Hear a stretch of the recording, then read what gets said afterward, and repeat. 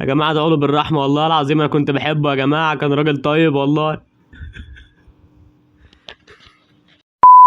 ازيكم يا شباب، عاملين ايه؟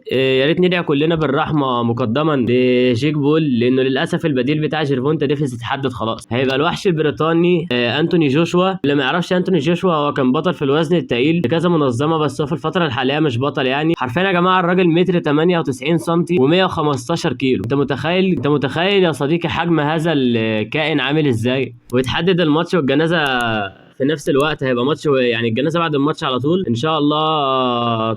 19 12 2025، يعني اخر، يعني بعد شهر تقريبا. طبعا الشركه اللي هتنقل الماتش او الحاجه الراعيه يعني هي نتفليكس، هي اللي منظمه الماتش ده. فيا جماعه بصراحه انا مش عارف ازاي حد ينتقل من جيرفونتا ديفيس 67 كيلو تقريبا، يروح ناطط على واحد معدي ال 100 كيلو 115 كيلو كده، يعني اتنين جيرفونتا ديفيس فوق بعض، يجيب لك انتوني جوشوا.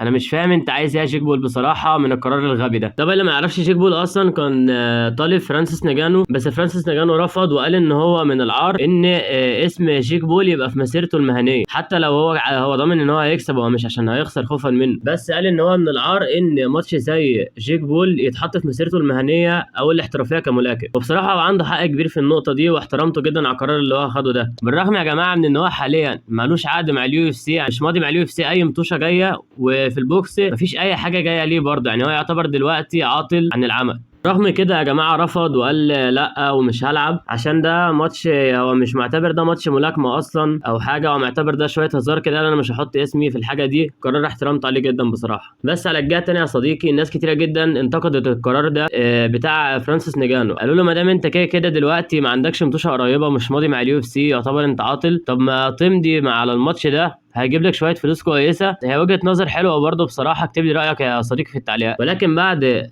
رفض فرانسيس نجانو يا صديقي، طلع شويه اشاعات ان جوشوا هيبقى البديل وهو اللي هيلعب الماتش ضد جيك بول. طبعا انا بصراحه ما صدقتش، لانه بعيد قوي عن جيرفونتا ديفيس يا جماعه. يعني جوشوا تقيل بجد، هو تقيل كلعب وتقيل كجسم وتقيل ككل حاجه. يعني هو صعب اصلا ان انت تتخيل جيك بول وانتوني جوشوا في حلبة واحدة يا جماعة. الموضوع صعب جدا ومرعب جدا في نفس الوقت لجيك بول. هيجي دلوقتي يا صديقي أحد عشاق الملاكمة الحقيقية، الناس بقى اللي هي بتتفرج على الملاكمة عشان الملاكمة نفسها بقى، اللي هو بيتمتع كده بالماتش، هيجي يقول لي إن فرانسيس نجانو عمل الصح، وإن جوشوا ده قرار غبي منه أو عبيط أو قرار، يعني قرار مش في محله إن هو يلعب ماتش زي ده. لأن بصراحة فعلا ماتش زي ده ملوش أي 30 لازمة في الكارير بتاعك، بل هيقل منك أنت كملاكم. بس هقول لك يا صديقي، الموضوع يعني ما بقاش يتحسب قوي كده الفترة دي في البوكسنج والام ام اي والكلام ده، بالذات الفتره دي بقى الموضوع عباره عن بيزنس بس. يعني المقاتلين عامه الفتره دي بالنسبه لهم الموضوع بقى بيزنس اكتر، وده اللي خلانا احنا كجماهير يا جماعه، يعني الملاكمه بدات تفقد متعتها قوي بالنسبه لنا، ما بقتش زي زمان، لان هي الموضوع بقى بيزنس قوي. عايز اقول لك ان تقريبا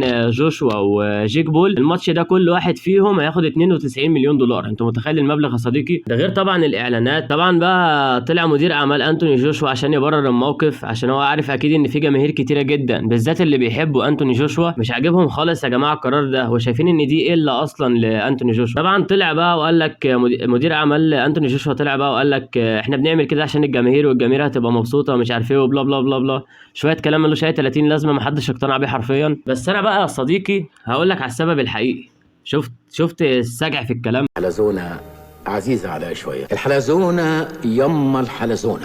يعني انا هقول لك يا صديقي على السبب الحقيقي ليه انتوني جوشوا عمل الماتش ده. بعيدا عن الفلوس يا جماعه، انتوني جوشوا ما عندوش شهره خالص في الولايات المتحده، والماتش هيتلعب في الولايات المتحده، والولايات المتحده ليها جمهور مختلف تماما، وتحس الجمهور بتاع الولايات المتحده او امريكا يعني منعزل عن بقيه الجماهير في العالم كله. يعني هو هتلاقيهم بيحبوا ناس تانية خالص وخاصين بيهم هم الامريكان، غير بقيه الناس اللي بتتفرج على ملاكمه عادي في العالم. الامريكان بالذات بيبقى ليهم ذوق معين كده، بس اللي بيتشير هناك بقى يا جماعه بتضرب معاه جامد في الفلوس بقى، لان الملاكمه ليها جماهيريه كتيره هناك، والناس بتدفع فلوس حلوه في الملاكمه يعني كاعلانات وكده، لان انت طبعا بتعلن في اكبر دوله في العالم، فده هيجيب لك فلوس اكتر كاعلانات وكمشاهدات وككل حاجه، فانت كسبان من كله. جوشوا بصراحه من الناحيه دي هو كان محتاج الماتش فعلا، لان هو محتاج يتشهر في الولايات المتحده الامريكيه. سبب تاني يا صديقي يخلي جوشوا يقبل الماتش ده، ما تنساش ان جيك بول عنده جمهور مختلف تماما عن جمهور الملاكمه، وهو جين زي. حرفيا جيك بول يا جماعه في ناس كتيره جدا اتفرجت على الملاكمه بسببه هو اصلا، واحنا كلنا مع اننا بنكرهه او كده احنا ما نقدرش ننكر الموضوع ده.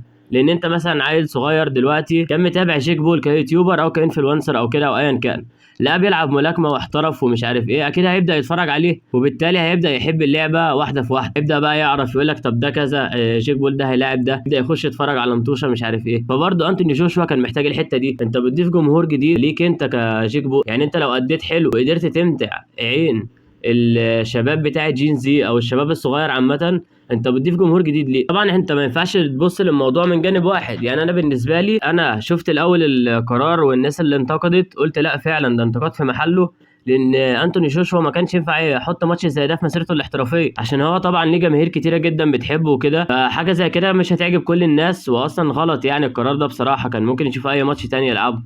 ولكن انت ما ينفعش تبص للموضوع من جهه واحده زي ما قلت. انت عندك كل الاسباب اللي انا قلتها دي هتخلي جمهور الولايات المتحده يعرفك وتتشير هناك، ده هيضيف لك فلوس واعلانات كتيره جدا، وهتخلي شين زي كمان يعرفك، اللي ما يعرفهمش فيهم هيعرفك، واللي مش متابع ملاكمه اصلا حتى هيبقى عارف شكلك او عارف اسمك. انت فاهم ازاي؟ فدي حاجتين اهم. وما تنساش ان الراجل برضو دخل على 40 سنه ودلوقتي تقريبا 36 سنه، قدامه شويه ويعتزل، فهو عايز يلم فلوس بقدر الامكان قبل ما يعتزل. دي حاجه لازم تحطها في الحسبان. بس فطبعا دي حاجات كلها يعني. لا الماتش فعلا انا لو مكان جوشوا كنت هاخده وكنت هوافق على الماتش لكل الاسباب اللي انا لسه قايل لك عليها دي من شويه. عشان النقطه اللي احنا قلناها دي يا جماعه اللي هي بتاعت الولايات المتحده، انتوني جوشوا عنده ذكرى وحشه في الولايات المتحده لما خسر بالضربه القاضيه من العجل ابو كرش اندرويز. Just when Ruiz looked like he was making some sort of an impact. Oh, good shot. From Joshua. And Ruiz in big trouble here. And he's going for it. Ruiz catches Joshua.